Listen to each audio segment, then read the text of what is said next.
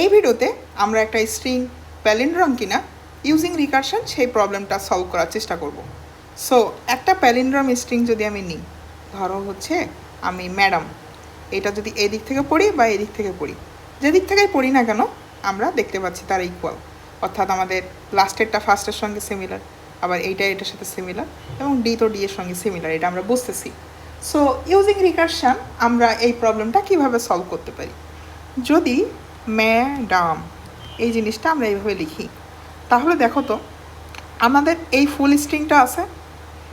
আমি এখন এই স্ট্রিংটার যদি এইভাবে চিন্তা করি, আমরা বেস কেস প্রথমে নিয়ে চিন্তা করব যে আমাদের এই ভেতরের যে ডিটা আছে, আমরা কি যদি বলি যে আমাদের স্ট্রিংয়ের লেন্থ এক অথবা একের থেকে কম হয়, তার মানে হয় একটা ক্যারেক্টার আছে অথবা কিচ্ছু নাই, তখন কি ওইটাকে আমরা প্যালিন্ড্রোম বলতে পারি না? মানে আমরা এদিক থেকে পড়লেও যা, এদিক থেকে পড়লেও তাই, একটা এমটি স্ট্রিংয়ের ক্ষেত্রে অথবা এই ডি এর ক্ষেত্রে, তখন কি বলতে পারছি এটা প্যালিন্ড্রোম, ট্রু রিটার্ন করতে পারছি। আর যদি তা না হয়, তখন কি আমরা কম্পেয়ার করে দেখতে পারি যে আমাদের এই এ, এই এটা কি আমাদের এই এর ইকুয়াল, আবার এই এম, এই এমটা কি আমাদের এই এম এর ইকুয়াল কিনা দেখলাম। যদি সামহাও নট ইকুয়াল হয়, ওইখান থেকেই কি আমরা ফলস রিটার্ন করে দিতে পারি না? তার মানে কি আমরা যখন ইটারেশনের মাধ্যমে প্রবলেমটা সলভ করার চেষ্টা করতাম, আমরা কিন্তু এই বাইরে থেকে ভেতর দিকে সলভ করতে করতে যেতাম, বাট যখন রিকারশন করতেছি তখন কিন্তু আমরা ভেতর থেকে শুরু করতেছি। তার মানে আমাদের বেস কেস আগে ট্রু কিনা ওটা চেক করলাম, এরপর আমাদের এই এ দুটো সিমিলার কিনা দেখলাম, এরপরে এম দুটো সিমিলার কিনা দেখলাম। যদি তারা সিমিলার হয়, এর সাথে এম ম্যাচ করে, এম এর সাথে এম ম্যাচ করে, এবং যদি ডি এরকম মাঝখানে একটা ক্যারেক্টার থাকে, তখন সেটা আমাদের সবগুলো যদি কন্ডিশন স্যাটিসফাই করে, তখন কিন্তু এটাকে আমরা একটা প্যালিন্ড্রোম স্ট্রিং বলতে পারছি। তাহলে চলো এই প্রবলেমটা যদি আমরা একটু রিকারশনের কোডের মাধ্যমে সলভ করতে চাই, কিভাবে করতে পারি একটু দেখে নিই। সো আমি ইজ প্যালিন্ড্রোম নামক একটা মেথড আপাতত লিখে নিই, এবং স্ট্রিং আকারে ধরো str তোমাকে আমি দিয়ে দিছি। এবার প্রথমেই আমি আমার বেস কেসটা লিখে নিব সব কিছুর আগে। বেস কেস কী বলছিলাম, আমার এই স্ট্রিংয়ের লেন্থ যদি সামহাও একের থেকে কম হয় অথবা একের ইকুয়াল হয়, ওইটাকে আমরা একটা সিঙ্গেল ডি অথবা একটা ফাঁকা স্ট্রিং, তাদেরকে আমরা প্যালিন্ড্রোম বলতে পারছি। সো ইফ আমাদের str অফ length মেথডটা কল করলাম, যদি একের থেকে কম অথবা একের সমান হয়, আমরা রিটার্ন করে দিচ্ছি ট্রু।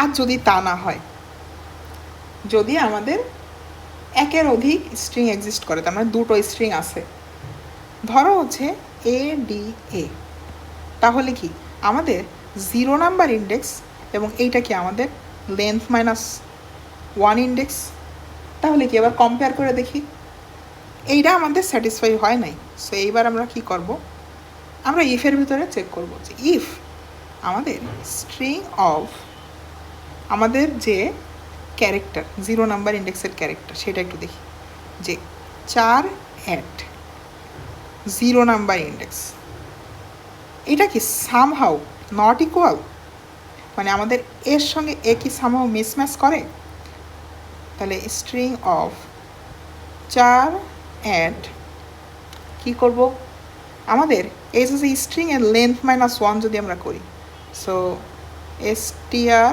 আমি এই ব্র্যাকেটটা এখানে দিই, str ডট length -1, তার মানে এই লেনটা আমরা পেয়ে গেলাম। এটা কি সামহাও নট ইকুয়াল, যদি নট ইকুয়াল হয়, এর সঙ্গে যদি সামহাও এর মিসম্যাচ হয়, তখন কি ওইখানেই আমরা ওই লাইনেই বলে দিতে পারি না যে ওইটা আমাদের একটা প্যালিন্ড্রোম না, তার মানে ফলস, আমরা কি এইখানে রিটার্ন করে দিতে পারি না? আর যদি তা না হয়, তাহলে আমরা কি করব, আমাদের রিকারসিভ কলটা কেমন হবে? সো এই লাইনে আমরা রিটার্ন করব আমরা প্রত্যেকবার কি করতেছিলাম, M A D A M ছিল, এইটাকে কেটে এ ডি এ পাঠালাম, এরপরে ডি পাঠালাম। সো যখন আমাদের একটা স্ট্রিং ওইটা আমরা ট্রু রিটার্ন করতেছি, যখন এইটা ছিল তখন এবার আমরা এর সঙ্গে এ চেক করতেছি। তার মানে আমরা প্রত্যেকবার আমাদের 0 নাম্বার ইন্ডেক্স এবং লাস্ট ইন্ডেক্স এই দুটোকে বাদ দিয়ে দিয়ে পাঠাচ্ছিলাম, এটাই আমাদের রিকার্সিভ কল। সো আমরা কি এই যে মাঝখানের একটা সাবস্ট্রিং পাঠাচ্ছিলাম না, সেই সাবস্ট্রিংটা কতটুকু, আমাদের 1 নাম্বার ইন্ডেক্স থেকে আমাদের লেন্থ -1 যেটুকু সেই পর্যন্ত, তার মানে আমাদের লাস্ট ইন্ডেক্সের আগের ইন্ডেক্স পর্যন্ত আমরা কেটে নিয়ে ওইটুকু আমরা সাবস্ট্রিং হিসাবে পাঠিয়ে দিচ্ছি। আবার যখন এডিএ এইটার জন্য কিন্তু আমরা এই শুধু ডিকে যখন পাঠাচ্ছি তখন আমাদের এইটার ক্ষেত্রে 0 নাম্বার ইন্ডেক্স এবং লেন্থ -1 যে ইন্ডেক্সটা সেটাকে বাদ দিয়ে এই মাঝখানের সাবস্ট্রিংটুকু আমরা পাঠাইছিলাম।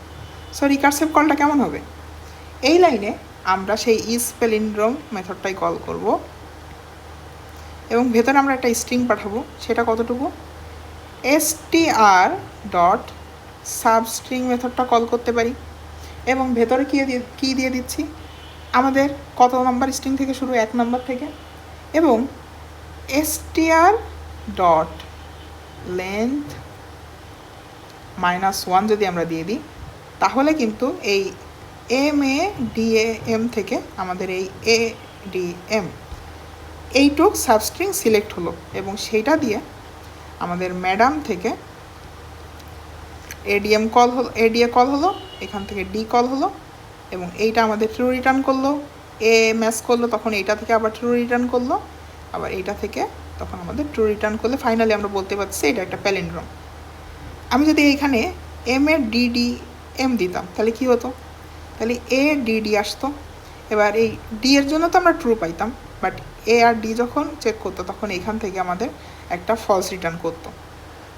সো এইখানে আমাদের আলটিমেটলি কী হয় জিনিসটা, রিটার্নের মানে এখানে একটা গুণ সম্পর্কের মতো, যে আমাদের এইটা থেকে ট্রু পাইছি, এটা থেকে ট্রু পাইছি, এটা থেকে ট্রু পাইছি, তাহলে আমাদের ফাইনালি ট্রু হচ্ছে।